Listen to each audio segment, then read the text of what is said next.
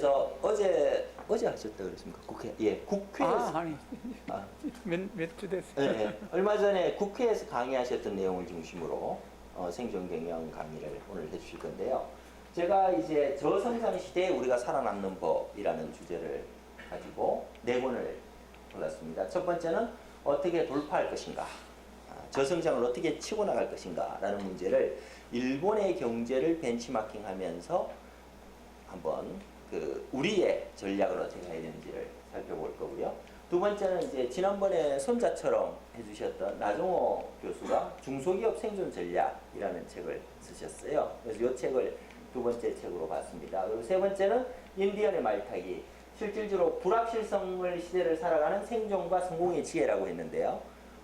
서구적인 관점에서 우리 경제를 바라보고 또 우리는 어떻게 가야 되느냐 하는 거, 이렇게 불확실 시대는 어떻게 갈 것인가 라는 문제인데, 이건 내년에 서평 콘서트에 준비가 되어 있습니다.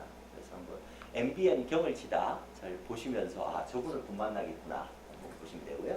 네 번째 책은 올 초에 나온 책인데요. 작년 초에 나왔는데요. 하드싱이 뭘까요? 어려운 일이라는 거예요. 뭐가 제일 어려울까? 난세에 경영하는 게 제일 어렵습니다. 그래서 과연 어려운 문제들, 경영에서 어려운 난제들을 어떻게 해결할 것인가에 관해서 보는 게 바로 여기 나오는 하드싱입니다. 오늘 이 책에 대해서는 뒤에서 한 10분 정도 제가 말씀을 드리고, 김현철 교수님의 명강의 어떻게 돌파할 것인가를 중심으로 진행을 하겠습니다. 김현철 교수님, 손을 앞에 이렇게 내시는 거는 뭐냐면요. 이건 뭐냐면, 얼굴이 큰 사람들이 자기 얼굴 작아 보일 때 쓰는 방법이 이겁니다. 실제로 앞에 이렇게 딱 주먹을 들잖아요. 얼굴이 굉장히 작아 보입니다. 왜냐하면 이 원근법에 의해서. 근데 얼굴도 작으시면서 굳이 안 이러셔도 되는데, 예, 멋있게 이렇게 나오셨습니다. 서울대학교에서 학사 석사를 하셨고요. 한국공인회계사입니다. 3.1회계법인에 계셨고요. 예, 김일섭 총장님하고 아주 각별한 관계셨는데, 며칠 일전에 제가 김일섭 총장님하고 3.1회계법인 부사장 하셨죠. 예, 같이 모임에서 밥을 먹는데 그분께서 우리 김현철 교수님 강의를 그 전날 들으셨다고 전달 교육을 해주시는 거예요. 그래서 제가 이제 이야기했죠. 오늘 서평 콘서트에 김현철 교수님 모십니다. 그랬더니 그렇게 부러워하시더라고. 한 번 더 듣고 싶다고. 예, 우리 공인회계사로서 3.1회계법인에 계셨고요. 일본에서 게이오에서 비즈니스 스쿨 박사를 하셨습니다. 마케팅 전공하셨고, 하버드 비즈니스 스쿨에 방문 연구원 하셨고, 나고야 상과대학에 조교수를 하신 다음에 스쿠버 대학에서 부교수를 하셨습니다. 우리 이기동 교수님, 저희 은사시죠. 성균관대 이기동 교수님은 스쿠버 대학에서 박사를 하셨거든요. 그래서 맨날 자랑하시는 게 이기동 교수님 거기 학생이었고 우리 김현철 교수님 자기가 교수였다고 이기동 교수님 볼 때마다 이야기를 하고 계십니다. 스쿠버 대학에서 이제 부교수를 하셨고요. 통산성이죠. 지금은 경제산업성의 연구위원을 하셨고, 실제로 니케이 BP의 광고심사위원 하시고, 신일철, 제야루, 그 다음에 농협, 닛산, 다이하츠 등등 있고, 저기는 어디 갔죠? 우리 김현철 교수님이 책을 내시면 일본의 도요타 자동차의 사장이 이보미를 굉장히 좋아합니다. 예, 도요타 자동차의 사장이 김현철 교수님 책을 전 직원에게 사서 줍니다. 그 정도로 일본에서 이렇게 인정을 받으시는 분이 우리 김현철 교수님이십니다. 삼성전자, 현대차, SK텔레콤의 마케팅 자문을 하셨고요. 많은 저서가 있으신데 주로 일본 저서를 많이 쓰시고요. 일본어로 저서를 많이 쓰시고, 자신의 책을 한국의 다른 학자가 번역해서 많이 내고 있습니다. 한국에는. 이렇게 돼 있고, 저서는 보시면 경영학 총론, 일본 기업 일본 마케팅, 주가서 CEO 영업의 길을 묻다. 정말 좋은 책입니다. 왜 우리는 마케팅을 가리키고 영업을 가리키지 않느냐. 그래서 영업의 나비 이론. 현장과 생산을 연결시켜 맞죠, 교수님? 예. 이 나비 이론을, 버터플라이 이론을 적용시키시면서 영업의 중요성, 영업의 방법론, 그리고 4가지 형태의 영업 이야기를 하고 계십니다. 그리고 황제 경영, 죽은 경영, 우리 지난 서평 콘서트에서 한번 다뤘었고요. 오늘 또 보실 책이 세계를 제패한 최강 경영이라는 책도 있습니다. 오늘 요 책 전체를 뭐 저기 교보문고에 이렇게 예약해 놓고 가시면 택배로 저자 사인해서 보내드립니다. 이렇게 제표한 경영까지 이제 저서를 가지고 계시고요.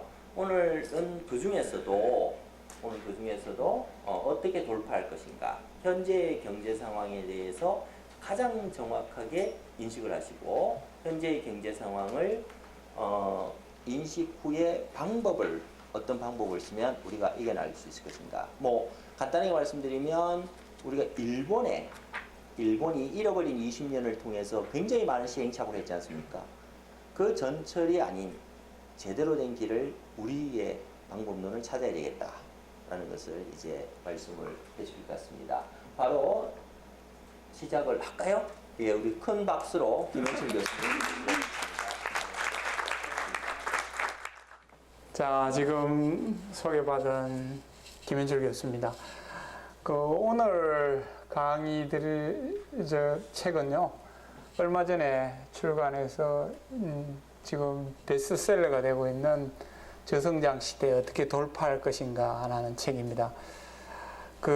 지난번 제가 이 서평 콘서트에 제가 29번째 출간한 세계를 제패한 경영 이야기 말씀드렸는데요.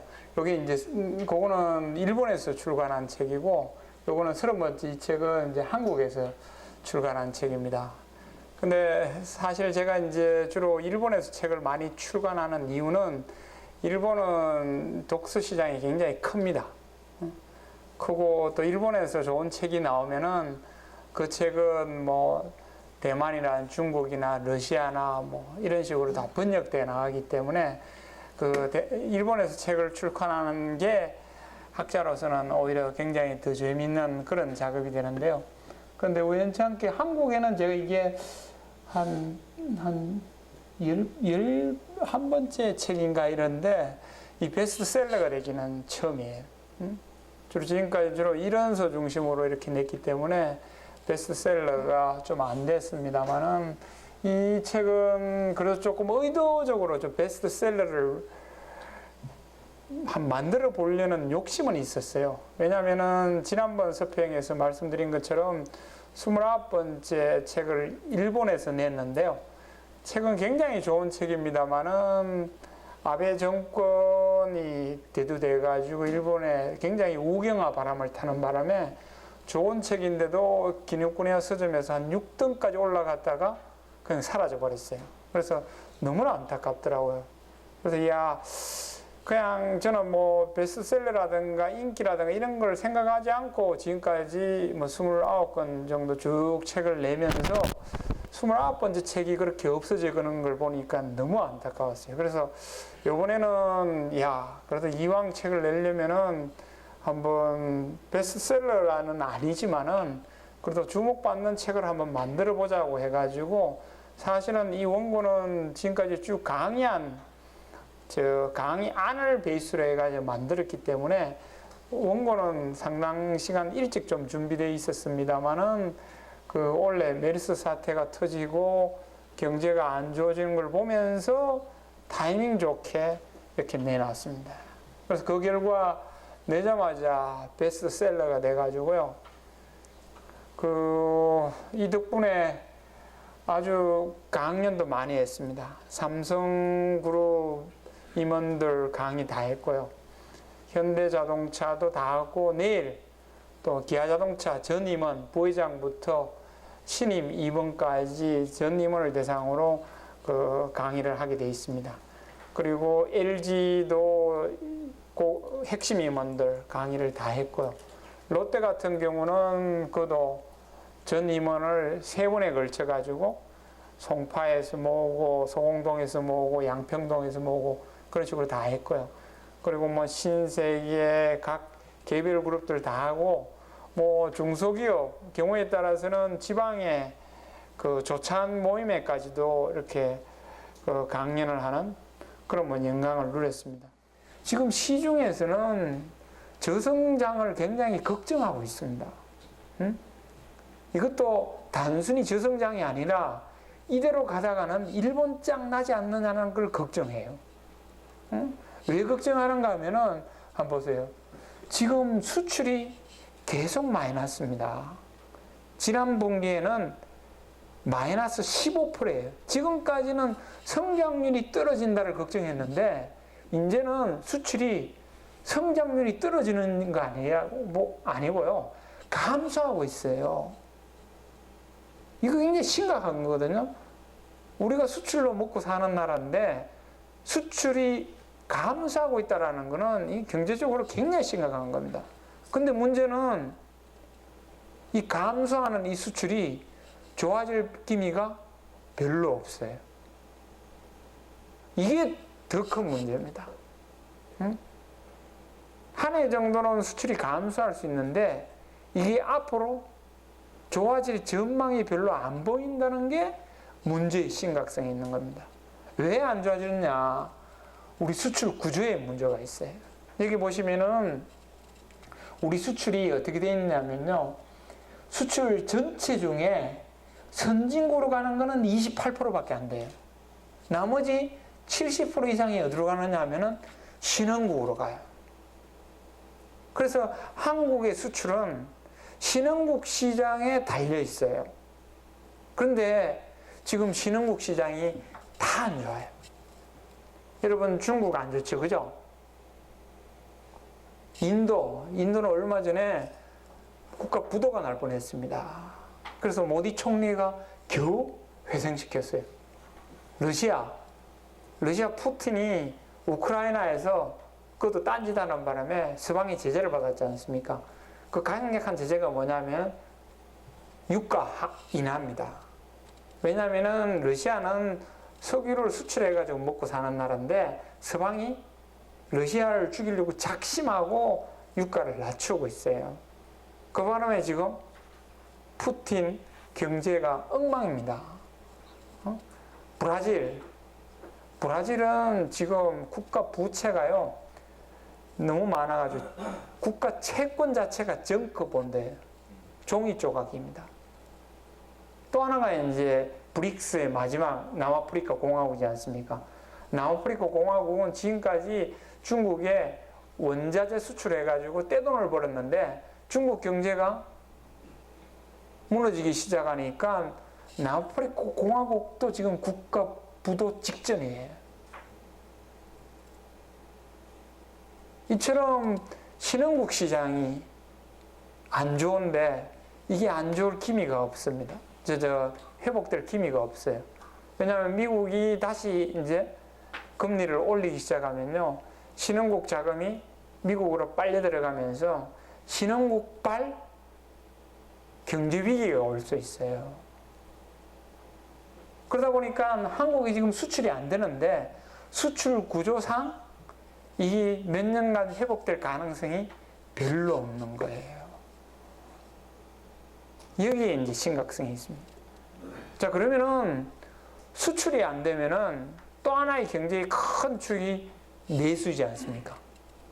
수출이 안 되면은 내수를 진작해가지고 뭐 살리거나 아니면 내수를 가지고 버틸 수 있는 방법이 있는데 내수도 지금 안 좋아요. 왜 안 좋은가? 사실은 저희들이 기업도 버블을 거쳤고요. 지금 부동산도 지금 버블을 거치고 있는 과정입니다. 그 바람에 2001년부터 부동산 가격이 폭등하기 시작하니까 사람들이 버블인지도 모르고 이때 집을 사지 않으면 안 된다 싶어가지고 많은 가게들이 빚을 내가 집을 샀어요. 이 빚이 어느 정도인가 하면은 올 연말 되면 한 1200조쯤이 될 겁니다. 1200조쯤이 되면요. 어느 정도인가 하면은 1인당 2500만 원의 빚을 지고 있어요. 그러면은 2인 가구, 부부의 2인 가구 같으면은 5천만 원 빚이 있죠. 그죠? 4인 가구, 엄마, 아빠, 애, 둘. 이 4인 가구 같으면은 1억씩 빚이 지고 있는 겁니다. 그럼 뭐냐? 가구별로요, 버는 족족 지금 빚 갚는데도 급해요. 더군다나 이게 추세적으로 계속 빚이 올라가니까 사람들은 더욱더 빚 갚는데 돈이 쓰기 때문에 점점점 소비 지출률이 떨어지는 거예요. 그런데 이것도 좋아질 기미가 없습니다. 왜냐하면 부동산이 확 뛰면 그 중에 일부는 팔고 손 털고 나올 거 한데 지금 거의 정점에 와 있거든요. 그러다 보니까 사람들이 이 빚 갚는 데 이제 허덕이고 있는 거예요. 빚 갚는 데 허덕이고. 그러니까 내수마저도 지금 안 좋은. 그래서 한국은 지금까지는 내수가 안 좋을 때는 수출이 좋았거나 수출이 안 좋으면 내수로 뭐 버티거나 이런 식으로 해가지고 경제 성장을 끌어왔는데 지금은 수출도 안 좋고 내수도 안 좋은 이런 상황이에요. 그래서 그러면은 많은 분들이 자 수출도 안 좋고 내수가 안 좋다가 자칫 일본짝 나지 않느냐. 제가 보기에는 자칫 잘못하면은 일본짝이 나기 쉬워요. 자 그러면은 일본은 어떻게 해서 장기 저성장 나락에 떨어졌고 거기서 어떻게 국가 운영을 잘못해가지고 잃어버린 20년을 맞이했는가. 이걸 돌이켜보면요. 한국이 가는 길이 굉장히 유사하게 보여요. 일본 한번 보실래요? 일본이 지금까지 경제 성장하면서 이제 잃어버린 20년 그 돌입하는 과정을 보시는데요. 가장 알기 쉽게는 주식과 부동산 가격을 보면은 제일 알기 쉽습니다. 여기 보시면은 일본은 황금의 30년간이라고 해가지고요. 여러분들 다 아시다시피 1960년대, 70년대, 80년대는 일본의 세기였습니다. 일본의 세기. 그래서 소니 같은 경우는 워크맨을 전 세계에 팔아치우고 그 돈 가지고 미국의 헐리우드의 콜럼비아 픽처스 사버렸지 않습니까? 그래서 헐리우드까지 일본이 다 사간다고 할 정도로 일본이 좋았던 시기입니다. 그것뿐입니까? 미쓰비시 지쇼 같은 경우는 록펠러 재단 빌딩 그걸 사버렸잖아요. 그래서 그 당시만 하더라도 일본의 부동산 다 팔면은 미국의 부동산 가뿐하게 다 살 수 있다는 이야기를 들었지 않습니까? 이게 일본의 황금의 30년간이에요. 그런데 황금의 30년간에 이때 너무 돈을 끌어모으다 보니까 버블이 발생돼 가지고 붕괴됐는데요. 이때 경제 운영을 잘못한 사람은 누구냐 하면은 일본의 관료와 국회의원들입니다. 특히 일본은 국회의원들이 의원 내각제이기 때문에 장관을 겸직해요. 그렇기 때문에 경제 운영의 책임도 결국은 국회의원들이 지고 있는데 첫째 그들의 잘못은 뭐냐면요. 이때 부부를 발생시키는 원흉이 되어버립니다. 이건 뭐냐면은 미국이 플라자 합의로 수출을 좀 자제하라고 하니까 일본의 국회의원들이 일본 기업의 실력을 못 믿고 급속도로 내수 진작으로 돈을 풀어버려요. 돈을 풀어버리니까 이 돈이 어디로 갔느냐 하면은 주식과 부동산을 가버려요. 그러면은 이렇게 황금의 30년간에도 별로 안 오던 주식과 부동산이 이렇게 급격히 오르면은 두 번째 조치는 뭐냐면 이거 막았어야 되거든요. 그런데 일본의 국회의원들은 자기 스스로도 버블에 놀아난다고 이거를 막지를 못했어요.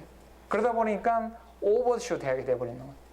근데 세 번째 잘못은 뭐냐면요. 이렇게 달아올랐으면 이거를 연착륙시켜야 돼요. 중국의 시진핑 정부는 얼마 전에 부동산 달아올랐을 때 아주 나이스하게 연착륙시켰잖아요. 왜냐하면 주식과 부동산이 이렇게 급격히 달아오면요. 여기에 확 찬물을 끼얹어 버리면 폭락을 해버립니다. 근데 시진핑은 어떻게 했느냐. 부동산은 안 건드리고 뭘 잡았느냐 하면은 부패 관료와 기업인을 때리잡았지 않습니까? 그죠? 관료와 기업인이 때리잡으면요. 그들이 사실은 주택 버블을 일으킨 범인들이거든요. 다 집 몇 채씩 갖고 있는 사람들이라고요. 그러니까 부패를 때리잡으니까 집이 나오고 주택 가격이 서서히 지금 빠지고 있잖아요. 이게 아주 노련한 국가 운영인데 당시 일본은 야, 너무 달러올랐으니까 더 이상 집 사지 마라. 모든 은행은 대출 중지하라. 신용 거래 중지하라. 뭐 이런 식으로 하니까 전 국민이 아, 이거는 버블의 붕괴 신호다 하고는 투매하기 시작한 거죠. 투매함으로 해가지고 결국은 쪽박을 차면서 잃어버린 20년으로 들어갔습니다. 그런데 일본의 경우는 이렇게 돈을 퍼붓는데 경제가 살아나기는커녕 더 죽어갔어요. 가장 큰 게 뭐냐? 인구 절벽 때문에. 여러분, 인구 절벽이라는 말은 들으셨죠? 그죠? 근데 인구 절벽이 왜 심각한지 아세요?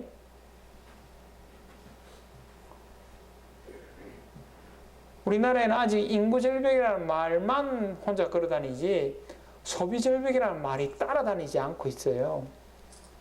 사실 인구 절벽이 무서운 거는요, 인구 절벽 다음에 오는 소비 절벽이 무서운 겁니다. 왜 소비 절벽이 오느냐 하면은요, 인구 절벽이 뭡니까? 생산 가능 인구예요.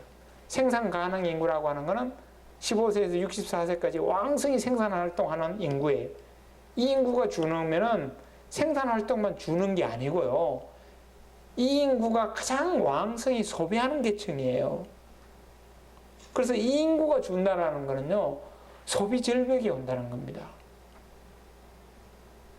그래서 전 세계가 두려워하는 거예요. 그래서 얼마 전에 중국이 1가구 1자녀 정책 버렸지 않습니까? 이제 1가구도 2자녀로 둘 수 있어요. 왜 버렸느냐 하면은 일본장 나겠거든요. 근데 당시 일본은 이거 모르고 당했어요. 응? 모르고 당하면서 물론 전 세계에 소비 절벽이라는 인구 절벽이라는 말을 퍼뜨려주는 아주 중요한 소스가 되었습니다만은 일본의 경우는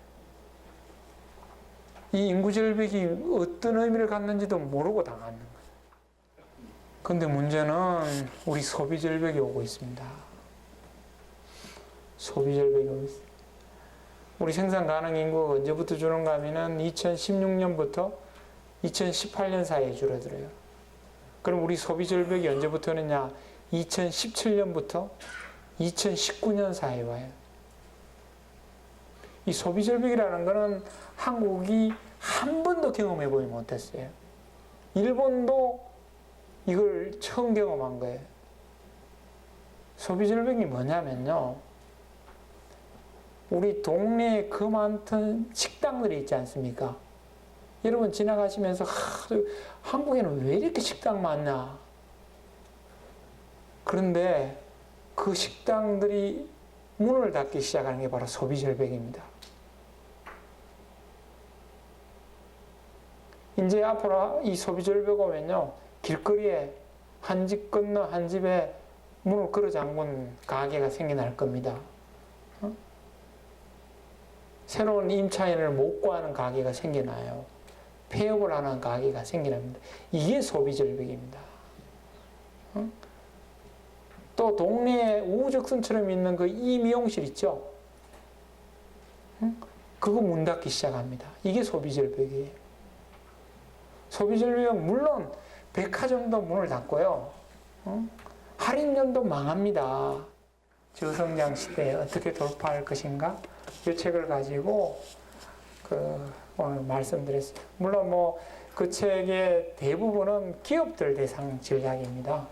저성장을 돌파하기 위해서는 9가지 생존 전략이 필요하다고 전략을 일본 기업의 다양한 사례들을 가지고 설명을 했습니다만, 그 앞부분에 이 저성장으로 갔을 때의 경제와 갔을 때의 경제 상황, 이걸 설명한 부분이 있었는데, 오늘은 국회에 강의한 걸 가지고 그 앞부분을 이렇게 중심으로 말씀드렸는데, 혹시 개별 기업의 전략에 대해서 관심이 있으시면은 제 책을 참고하시면은 그것도 많이 도움이 될 겁니다. 여러분도 갑갑하시죠? 응? 갑갑하실 겁니다. 근데 이게 제정신을 안 차리고 딴짓하면은요, 이제 독자 생존의 길을 찾아야 될 준비를 해야 됩니다, 사실은. 가게도 그렇고 기업도 그렇고. 그래서 저도 이런 최악의 사태는 피하고 싶습니다만은 계속적으로 지금 딴짓하고 이러면은요, 결국에는 최악의 상태로 갈 수도 있다. 그런 거를 한번 오늘 강의를 통해 가지고 한번 느끼셨으면 합니다. 자, 이상 강의 마치도록 하겠습니다. 감사합니다.